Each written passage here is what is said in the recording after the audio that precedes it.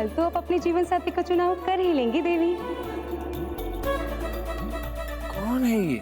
मोह माया नहीं, उत्सुकता मात्र है ये। राजकुमारी जी, कुछ सोचा है आपने कि कल स्वयंवर में आप किसे चुनेंगी?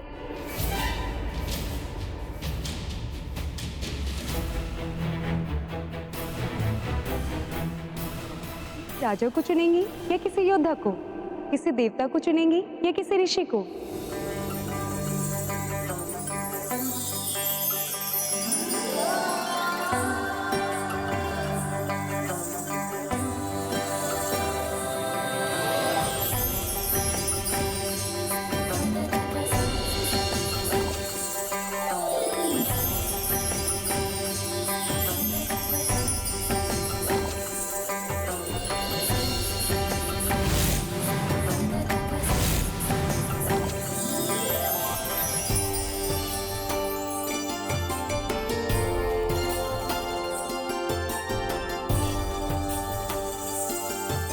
विश्व मोहिनी तो उन्हें ही चुनेंगी जो प्रभु श्री हरि जैसे होंगे,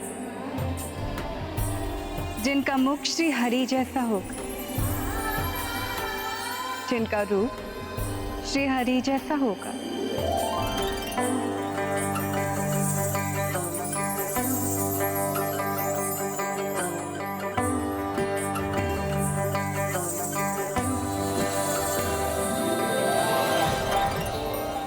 अपने आप को मोह माया से ऊपर समझने वाले देव ऋषि नारद दिव्य नगरी की राजकुमारी विश्व मोहिनी के मोह पास में फंसी गई। राजकुमारी विश्व मोहिनी से विवाह रचाने के विचार से उसके स्वयंवर में जाने का निर्णय ले ही लिया।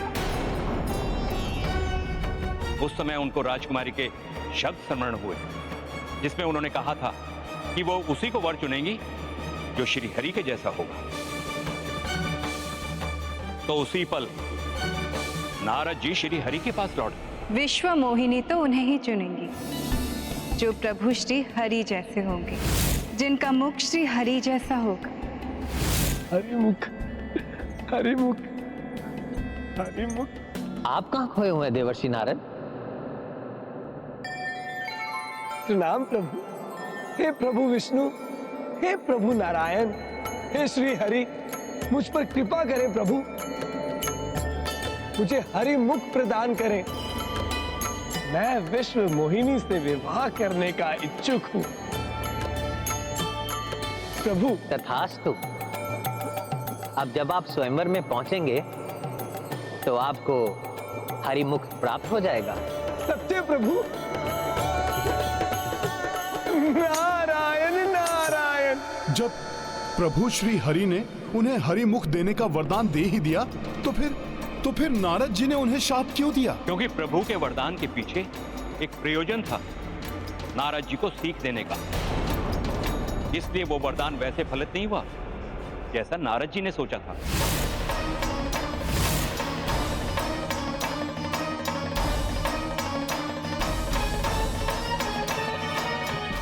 ये कौन सा स्वांग रचा है इन्होंने? हमसे तो भिन्न लग रहे हैं ये।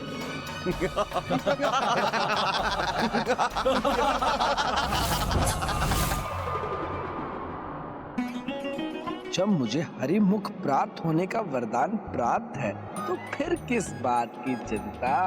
नारायण नारायण। प्रतीत होता है इन सभी को मेरे हरिमुख को देखकर ईर्ष्या हो रही है, इसलिए ऐसे देख रहे हैं मुझे। वानर मुख क्यों था उनका? क्योंकि वानर के लिए दूसरा शब्द है श्री हरि। ये बात नारद जी वरदान मांगते समय भूल गए थे। तो राजकुमारी जब स्वयंवर के लिए पधारी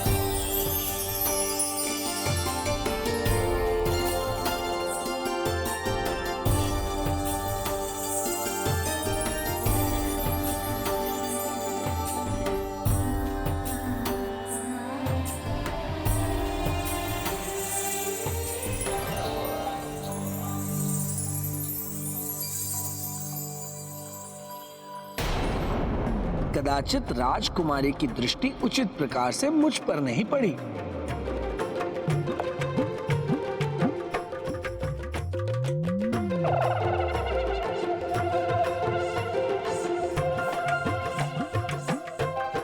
राजकुमारी, आप एक बार अपनी दृष्टि को केंद्रित कर मुझे देखिए। मैं वैसा ही हूं जैसे वर की इच्छा आपने की है। आप मेरे हरिमुख का तिरस्कार कैसे कर सकती हैं? आपका तो मात्र मुख ही नहीं, समस्त क्रियाकलाप भी वानरों जैसे हैं। इस वानर को भीतर प्रवेश किसने करने दिया? हरिमुख अर्थात वानर मुख है इनका। हरि वानर।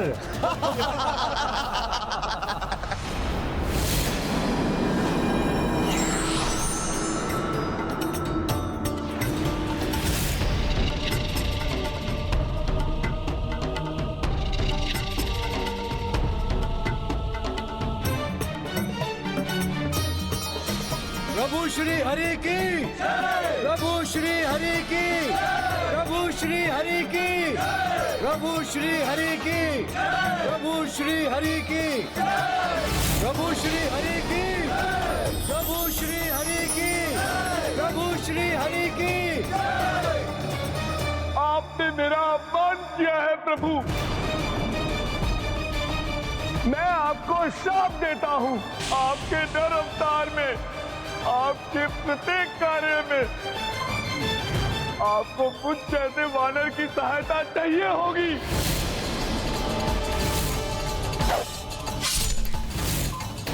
और जिस प्रकार आपने मुझे दुख दिया है ना प्रभु, ठीक उसी प्रकार पत्नी के बिछोह का दुख आपको भी झेलना होगा।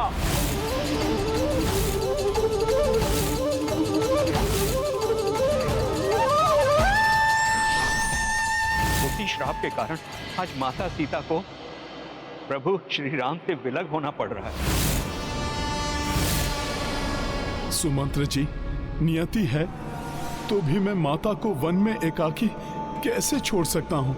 हनुमान जी, नियति ने इस घटनाक्रम के साथ उस स्थान को भी नियत कर रखा है जहां माता सीता को शरण प्राप्त होगी। वहां अनेक ऋषि मुनियों के आश्रम हैं।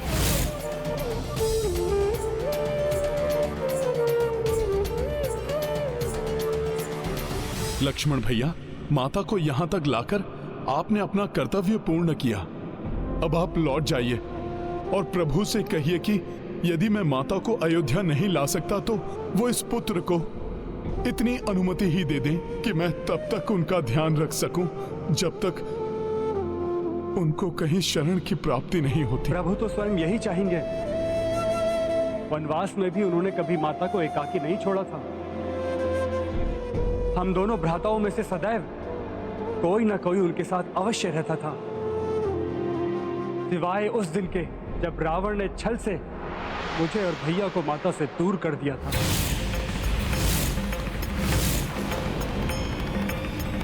भैया लक्ष्मण, तब आप मुझे आज्ञा दीजिए जिससे मैं शीघ्र माता को ढूंढ सकूं।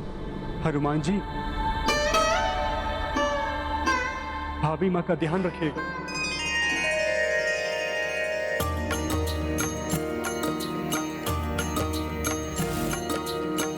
स्वयं सियामा रूपा शक्ति, मर्यादा पालन बन भटकी, भावुक चित्त ढूंढे कपिराई, किंतु माता झलक न पाई। राम सिया राम जय हनुमान। जीव अरण्य दिशायित जाए, हनुमत मन संशय उपजाए। जानकी अब निद्रा को पाई, सिंह भुजंग निकट सब जाई। राम सिया जय हनुमान, राम सिया राम। माता आप कहाँ हैं? जय हनुमान, ये गाथा महाबली हनुमत की, रुचिकर लीला। प्रतीत हो रहा है माता सीता कहीं निकट ही हैं। जय जय महाबली हनुमान, जय जय जय रघुनंदन राम, जय जय जय महाबली हनुमान। माता, ये हिंसक वन्य पशु माता के आसपास। मैं इन्हें माता को कोई हानि नहीं पहुंचाने दूंगा।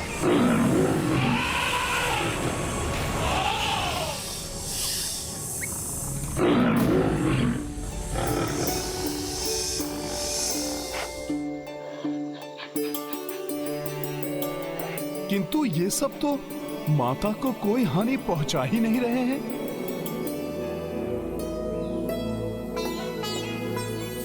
वाह प्रभु, कैसी लीला है ये। अवश्य ही माता के सदाचरण एवं नारी धर्म के तेज का प्रभाव है ये, जो हिंसक पशु भी हिंसा का त्याग करके माता की सेवा में लगे हुए हैं। माता, हे वनराज, हे गजराज, मुझ कपि को उपद्रवी कपि ना समझें।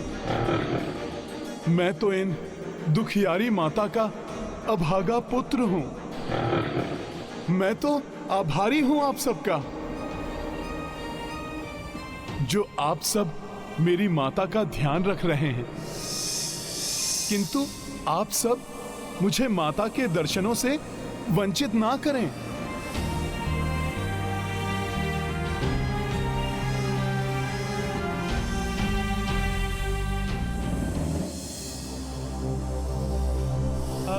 माता,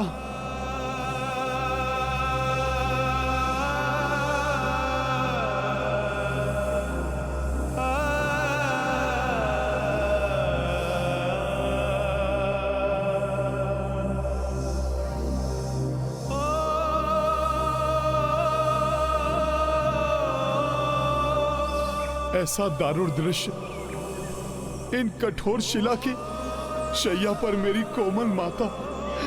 हे ईश्वर, अपनी माता को इस प्रकार नहीं देख सकता ये पुत्र। हे भूदेवी, माता सीता तो आपकी पुत्री हैं। हे वनदेवी, माता भूमिजा होने के कारण बहन है आपकी। माता की सहायता कीजिए। इन कठोर परिस्थितियों में इन्हें सुख की कुछ छांव दीजिए।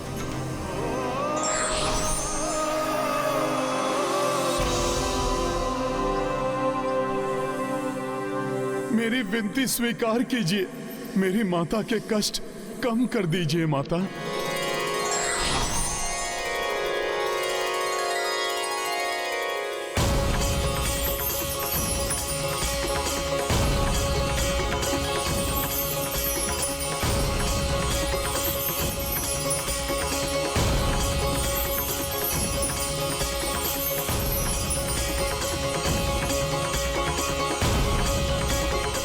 भूदेवी, वन देवी, मेरी माता के कष्ट कम करने के लिए आपको बहुत बहुत धन्यवाद।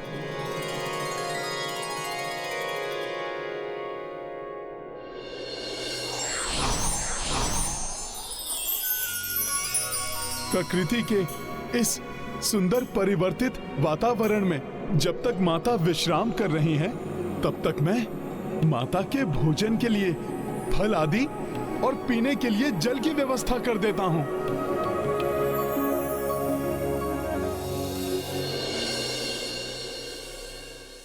मात्र इतने जल से क्या होगा? वन में चल चलकर माता के चरण भी क्लांत हो गए होंगे। माता के चरण पखारने के लिए भी तो और जल लाना होगा।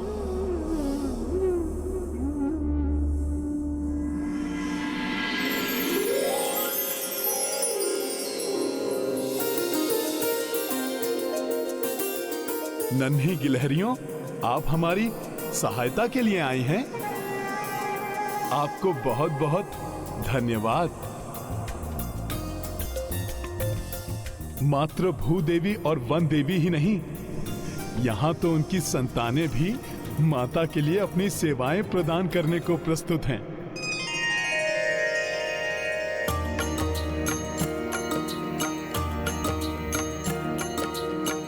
माता की सेवा के लाई तत्पर वन्य जीव कपिराई, सब हुसिया सेवा महाव्यस्ता, मिलजुल के करी भोजन व्यवस्था। राम सिया राम जय हनुमान। अभिपरंतु कपिचित पीड़ित, राम कंज नयन जल पूरित। राम सिया चल को भिगाए, कपि दृग नीरमा चरना गिराए। राम सिया राम जय हनुमान। राम सिया राम जय हनुमान। ये गाथा महाबली हनुमत की, रुचिकर लीला राम भगत की। जय जय जय रघुनंदन राम, जय जय जय महाबली हनुमान। जय जय जय रघुनंदन राम, जय जय जय महाबली हनुमान। पुत्र हनुमान, तुम यहाँ। इस समय तो तुम्हारी आवश्यकता मुझसे अधिक रघुनंदन को है। मैं उनकी हृदय की व्यथा को जानती हूँ। मैं तो यहाँ प्रकृति के अंक में सुख से विश्राम कर रही हूँ। मेरे रघुनंदन तो हर क्षण मेरे विरह की अग्नि में तप रहे होंगे। तुम्हें तो उनके समीप होना चाहिए था पुत्र। क्षमा करें माता, प्रभु तो अपने भ्राताओं, अपनी माताओं के निकट है, किंतु आपका ये पुत्र अपनी माता को वन में एकाकी छोड़कर कैसे जा सकता है? माता, ये जो कुछ भी हुआ है अनुचित है। ये दुखी मत हो पुत्र। मेरा त्याग करने का निर्णय अयोध्या के राजा राम का निर्णय है, तुम्हारे प्रभु या मेरे स्वामी रघुनंदन का नहीं।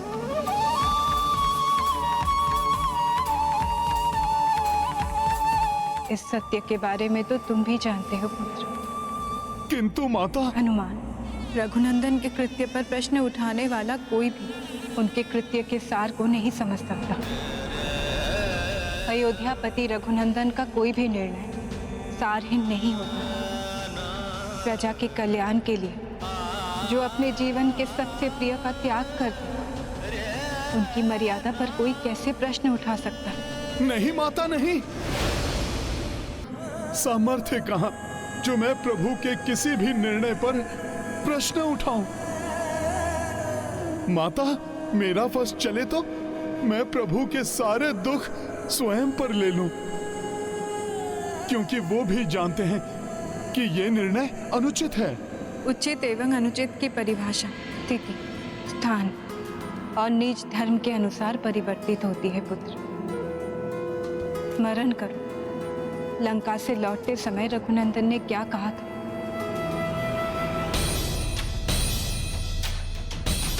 अयोध्या के राजा राम ने जो किया उचित ही किया। प्रजा के मन में उपजे संदेह का शमन ना करने वाला राजा अविश्वास को जन्म देता है, और वही अविश्वास प्रजा के मन में धीरे धीरे विद्रोह का रूप लेता है। माता, स्वर्ण के समान शुद्ध एवं गंगा के समान निर्मल है आपका हृदय। पतिदेव के द्वारा त्याग किए जाने के पश्चात भी आपके मन में उनके प्रति तनिक भी द्वेष या रोष नहीं है। पुत्र हनुमान, ये तो तुम भी जानते हो। जिसके हृदय में स्वयं श्री राम, उसके हृदय में कोई द्वेष या रोष नहीं हो सकता। तेरे लिए तेरी प्रभु की इच्छा ही सबसे बड़ा सुख है। माता, आप अपना पति धर्म निभा रही हैं और प्रभु राजधर्म निभा रहे हैं, तो आप मुझे भी अपना पुत्र धर्म निभाने के लिए यहाँ आपके समीप रहकर आपकी सेवा करने की मुझे अनुमति दीजिए। यदि मैंने हनुमान को यहाँ रहने की अनुमति दी तो स्वामी को वहाँ कौन संभालेगा? नहीं नहीं, मैं ऐसा नहीं कर सकती। यदि हनुमान स्वामी के पास नहीं रहे तो स्वामी मेरे विरह की पीड़ा में टूट जाएंगे।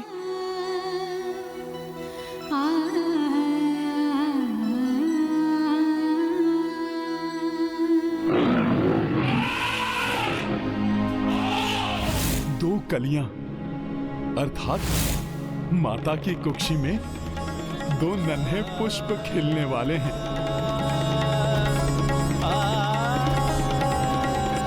माता, मुझे पूर्ण विश्वास है कि यदि प्रभु को ज्ञात हो गया कि आप मां बनने वाली हैं, तो प्रभु आपको कदापि एकाकी नहीं छोड़ेंगे। हनुमान ने कैसे जान लिया कि मुझे मां बनने का सौभाग्य मिला है?